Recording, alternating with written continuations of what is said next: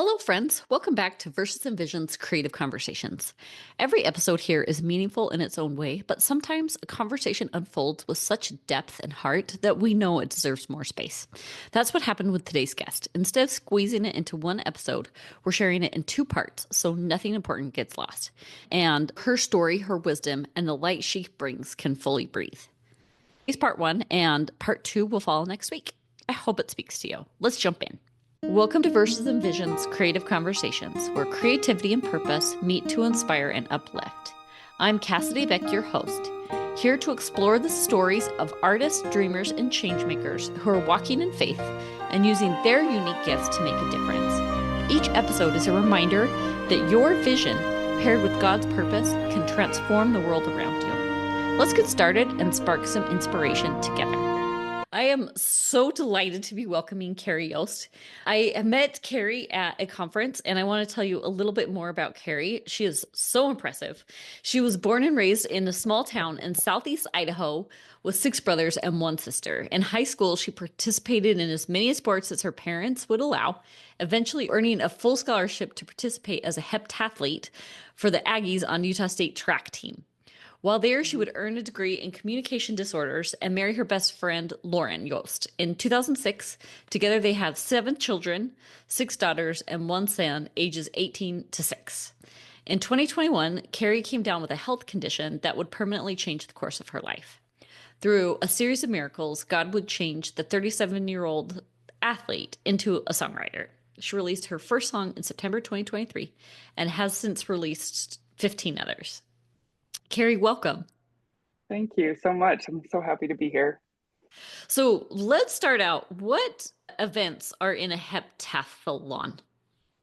So the heptathlon, so actually during the indoor season of track and field in college, you do the pentathlon as a girl. And that's the hurdles, high jump, long jump, shot put, and the 800. And then in the outdoor season, you add the javelin and the 200 to that group of events. But the pentathlon you do in one day, and in the heptathlon you do it over 2 days. And it is a jack of all trades, master of none type event for college. So if you're pretty good at everything, they put you in the heptathlon.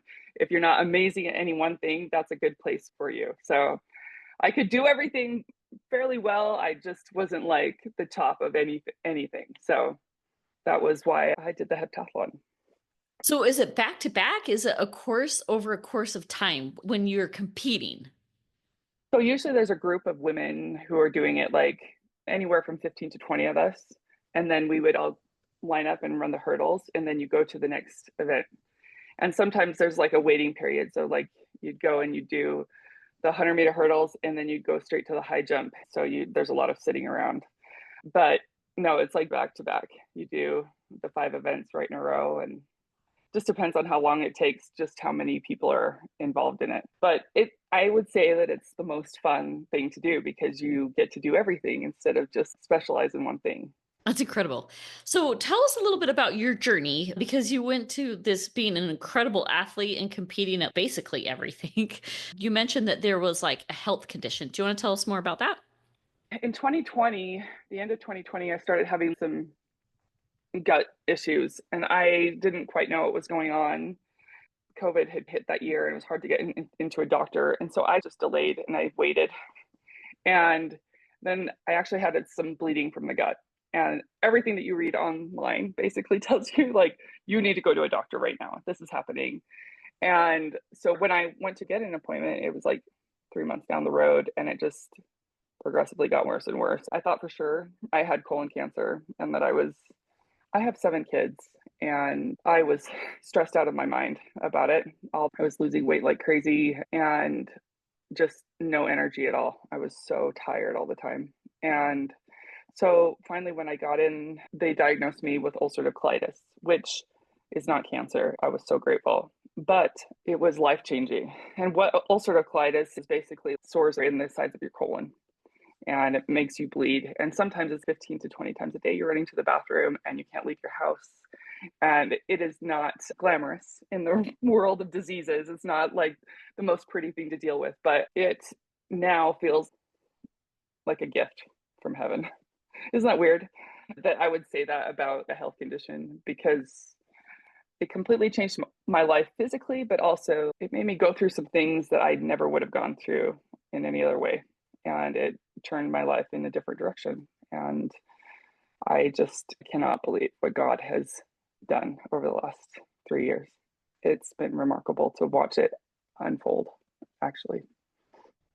So I want to learn more about this because I think, and I might be putting words into your mouth, but I imagine that as like an athlete that is competing in all of these events, this is like who you see yourself as. When you were growing up, like sports was your thing.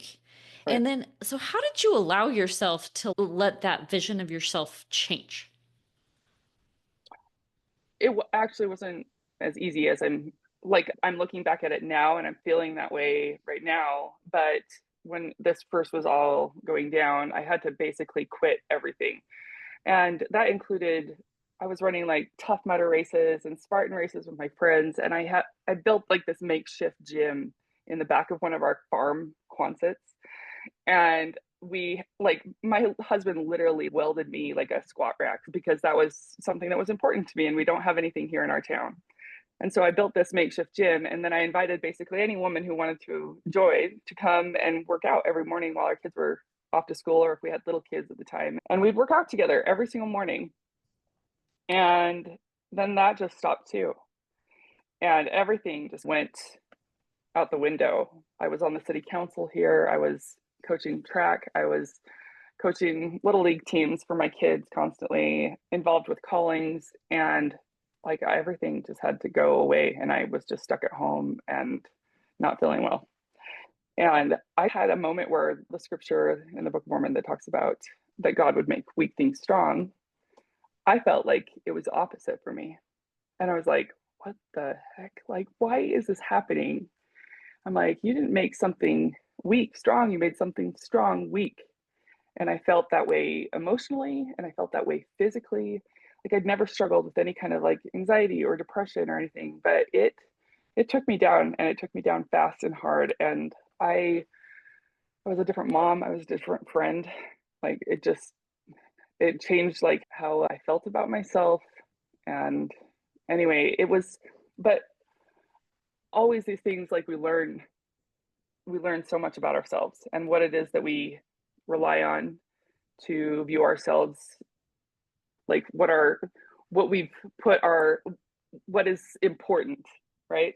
So like we've created our self-esteem around certain things, and then when that goes away, all of a sudden you just have to be like, have I really built who I am off of this, or have I built it off of the foundation that I have in Jesus Christ?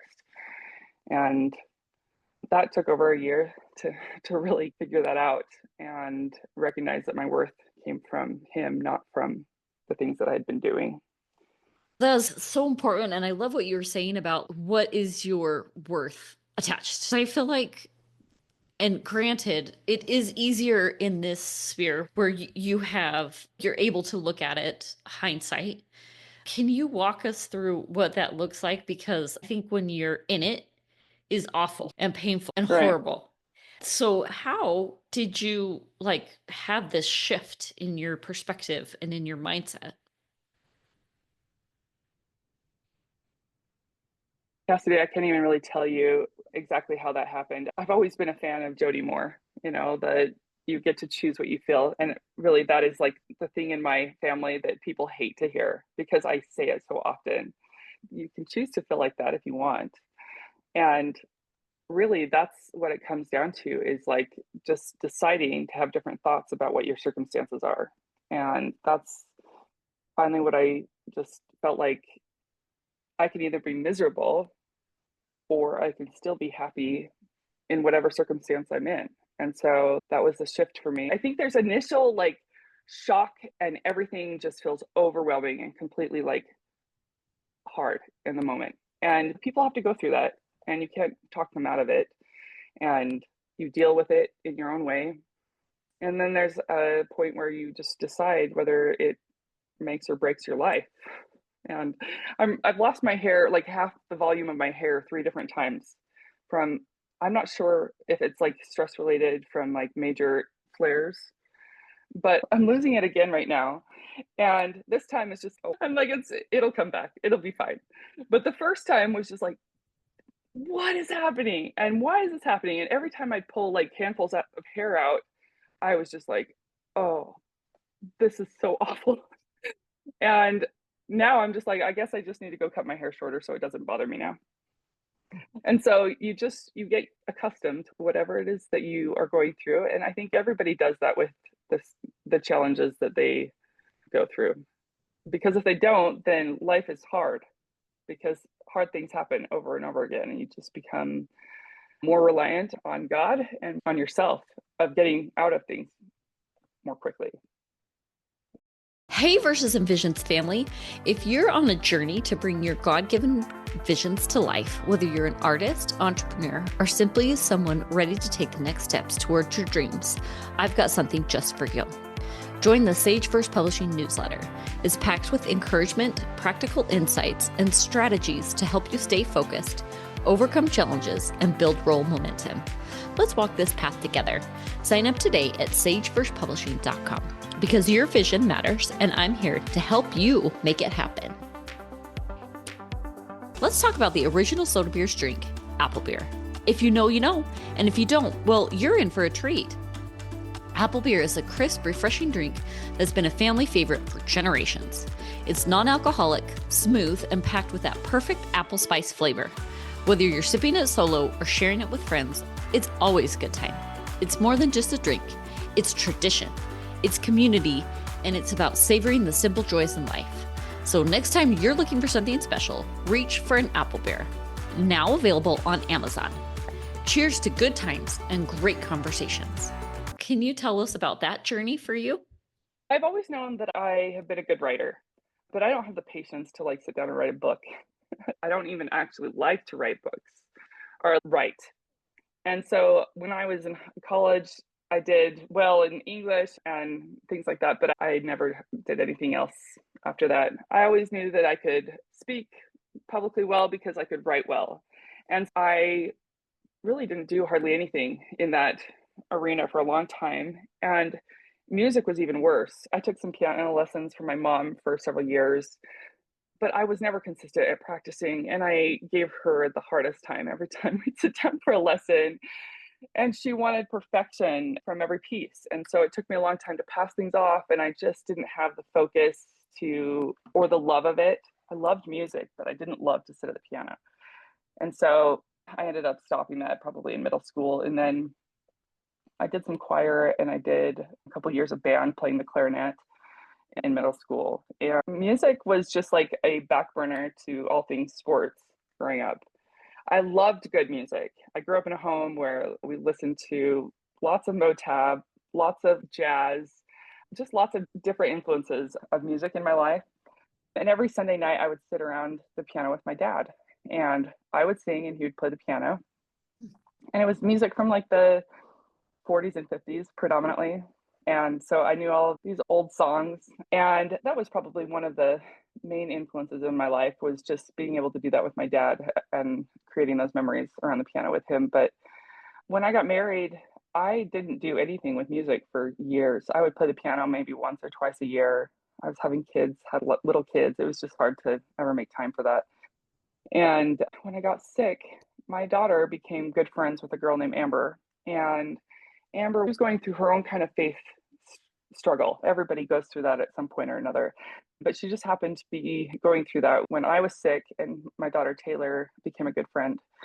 And she'd come over and we'd have some of the most amazing talks about God and Jesus Christ and his love for us. And then one day she sent my daughter a song that she had written with the guitar.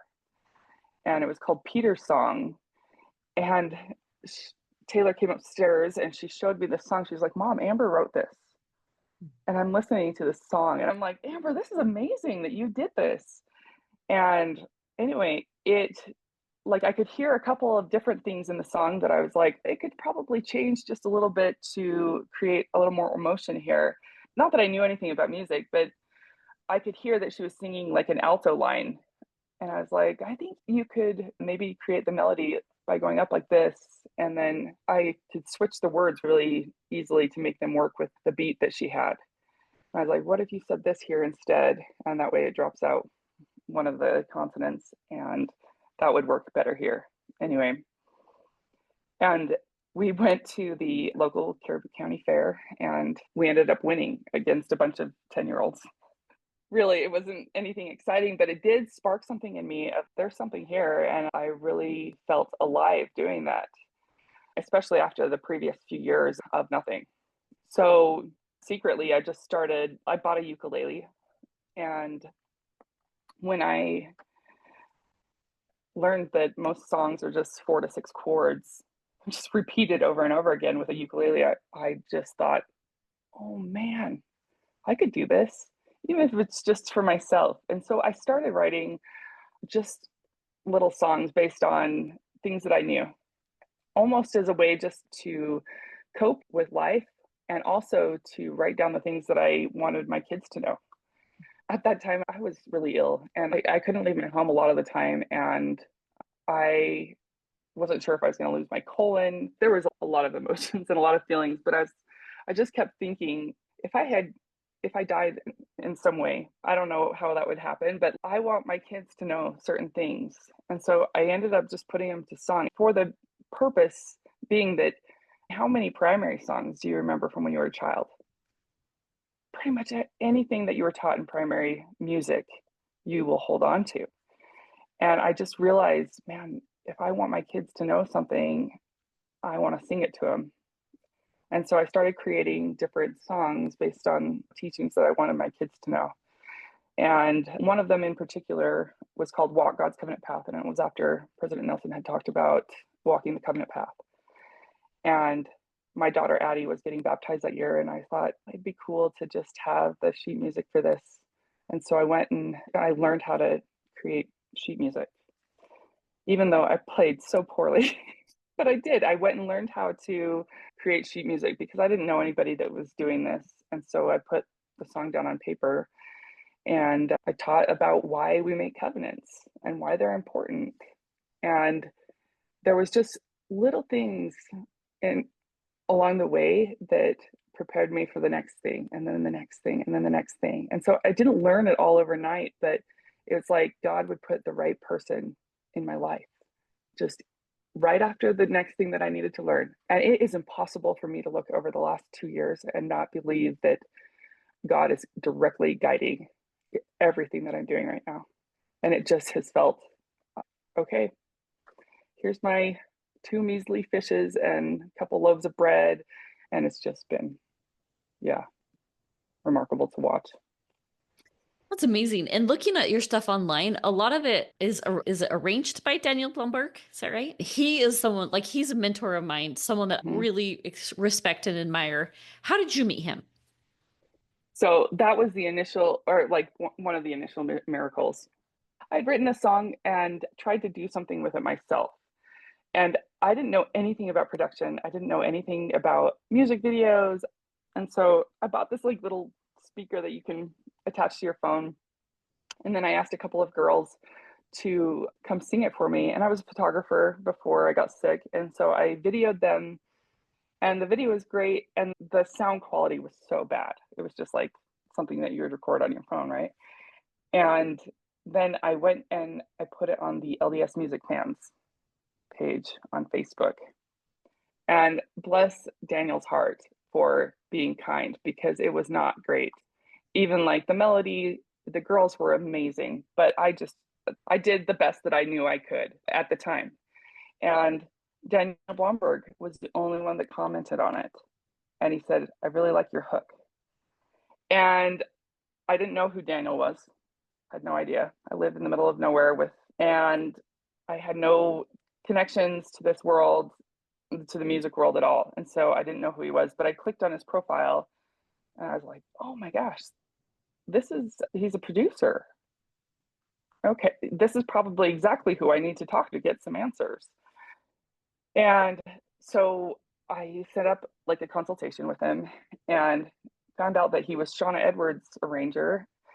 And all of a sudden, it was like the way into that world for me. And at the time, Daniel was teaching this music business course. And so I decided to take it. And most people had a bunch of music already prepared to be able to do something with after, but I didn't. And I just still needed somebody to be able to talk to about all of my questions. And because I didn't know what I didn't know, I had no background in writing music. I didn't have a music degree. I had nothing. And so basically I just said, okay, I would like to take this class from you. And so we signed up, and I ended up figuring out really quickly that I knew most of the things that he was teaching because my family background is business. And I knew about ClickFunnels and how to grow a brand. I finally was like, Daniel, I feel like I know this stuff. What if I just brought you some of my pieces and we hashed over what I am doing right and wrong? I just need somebody with an ear that knows what they're doing. And he's okay, I can do that. And so he answered tons of questions over and over. There was a lot of imposter syndrome that he had to push me through and to say, Carrie, you're doing really good for not knowing. He goes, more than you think. And I did.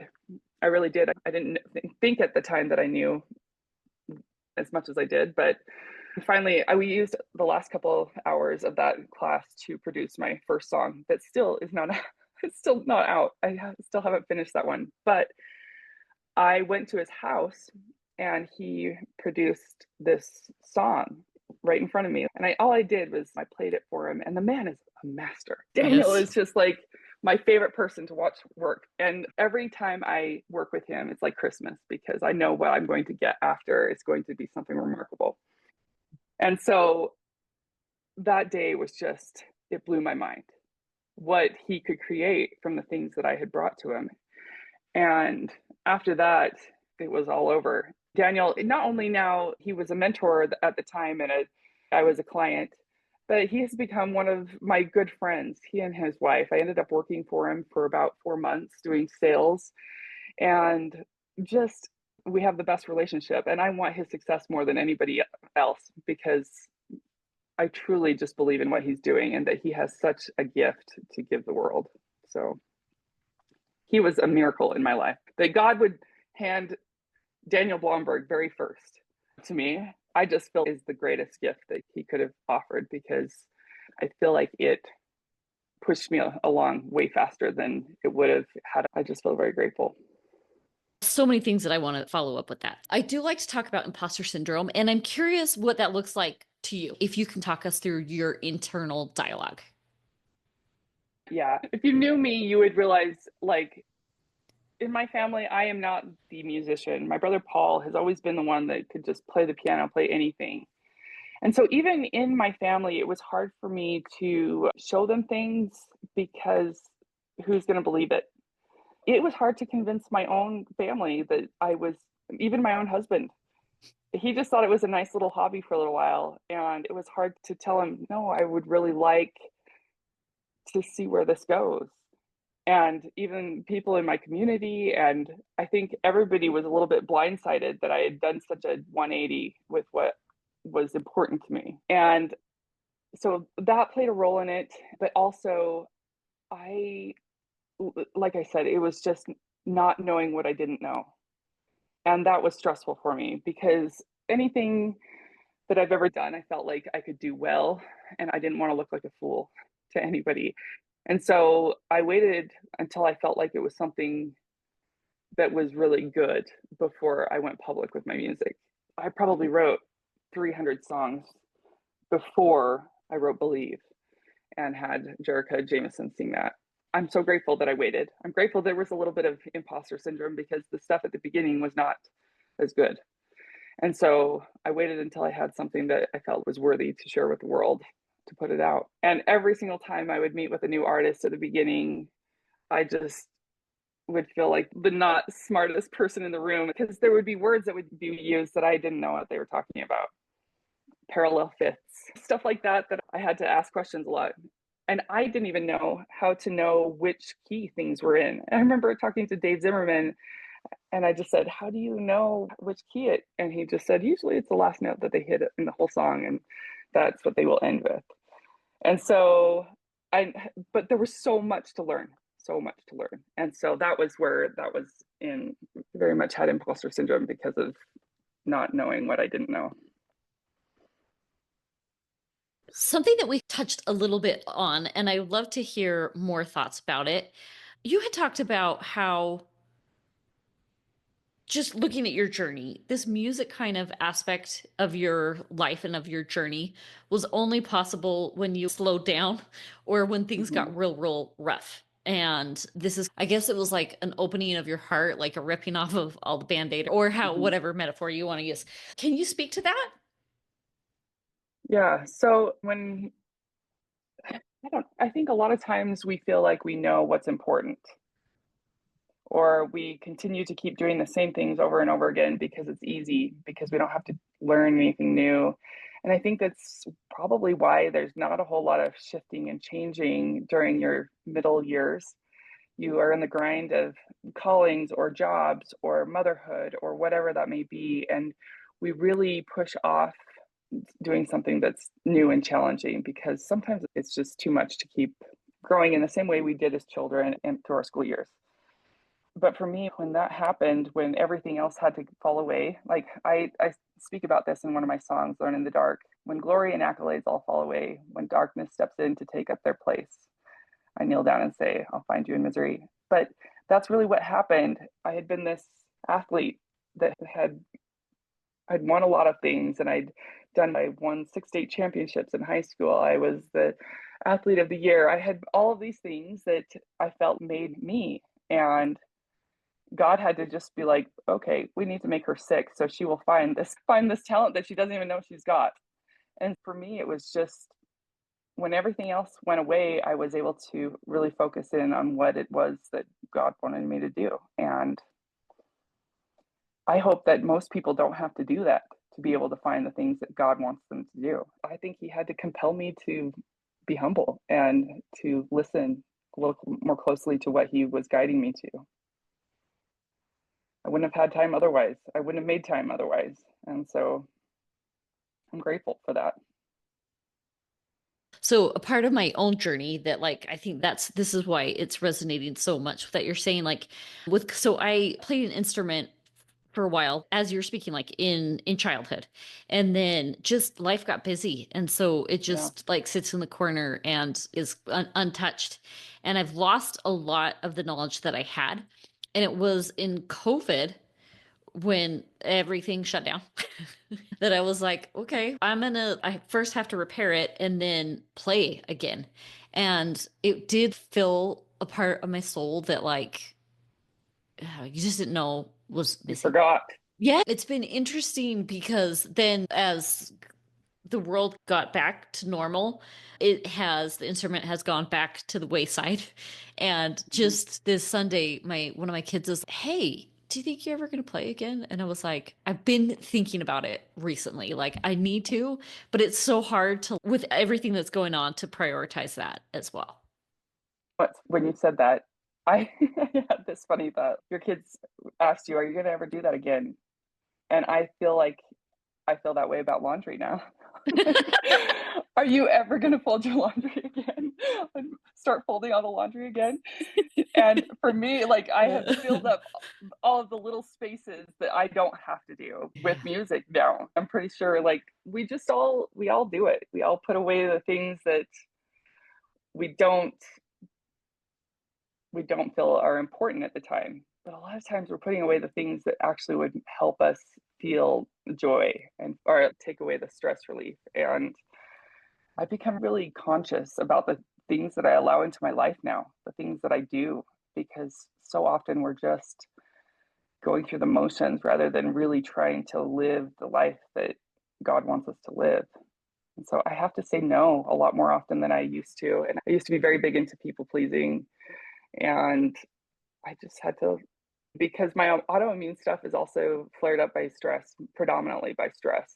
And so pushing away the things that I know are not worthwhile, it has made all the difference. So we just have to decide what's important for us. I love that. And I also think when you're saying yes to something, you're saying no to something else. And you don't Mm-hmm. always know what that is. I feel like you were saying also no a little bit to your health because you Oh, had for sure. such amount of stress. And so now you have to reprioritize your health.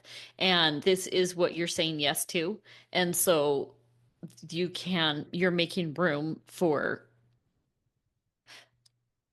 your best self and your most healthy self. I had Mm-hmm. a guest that was talking about how part of our creativity is creating our lives and what that's going to look like and the things that you're going to bring into your life. And I love what I hear you saying about being intentional with the things that you're saying yes to. For sure. I think all of us have, and most of us don't learn that until later in life. Unfortunately, we just say yes, yes. My son is learning it right now in his junior year in high school, that where he's completely overwhelmed. My senior daughter last year, she's the student body president, and she was involved in social dance club and volleyball and basketball and track. She had so much on her plate, and I used to like the idea that I was somewhat good at everything because I was a jack of all trades. Even in track, I was a jack of all trades, master of none. I don't know that I would do that again. There's something to allowing yourself a little bit of everything just to get a taste. And I would say do that a lot during your youth because then you find the things that really spark joy in you. But then when you're older, to really just hone the craft, the thing that brings you joy. I agree. I also feel like it's so hard, Carrie, because there's so much cool stuff out there to do. Yeah. And so I think it is really hard. But I really like your advice of like when you're young, try and get saying yes to a lot of different experiences and be paying attention to which ones bring you the most joy so that Mm-hmm. later you can focus on that. And that's not to say, okay, you focus on that maybe for a season, but that doesn't mean for the rest of your life. Maybe you can switch and then develop one further. But I think that's really good advice. Yeah. And I would say now that don't go just with the thing that you're good at. Mm. So often kids quit things because they look at their peers and they're so much better than them right off the bat. But in reality, if you give it some time and you really love something, anybody can grow in any way. You can become better at whatever it is that you want to do. But the comparison of what other people are capable of just takes so many people out of what may potentially be a gift someday.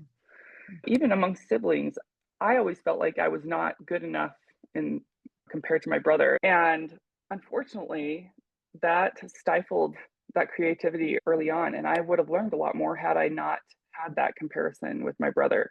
And that was on me. It wasn't on him for being good at what he was doing.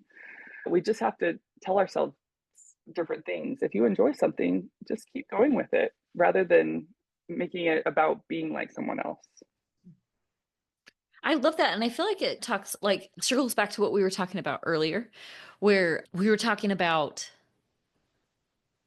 identifying your worth and the label that you gave yourself. And if you give like yourself, if you give your brother this label that he's like the Mhm. creative one, then like you couldn't have that. And how that's like erroneous thinking. Yeah, for sure. Happens all the time. This is where we'll pause for now, but trust me, there's more goodness ahead. In my part two of this conversation, we go even deeper into the bold, faith led choices she's made and the wisdom she's gained along the way. Make sure you're subscribed so you don't miss it. Thanks for tuning in. Until next time, keep creating, keep dreaming, and keep bringing your visions to life.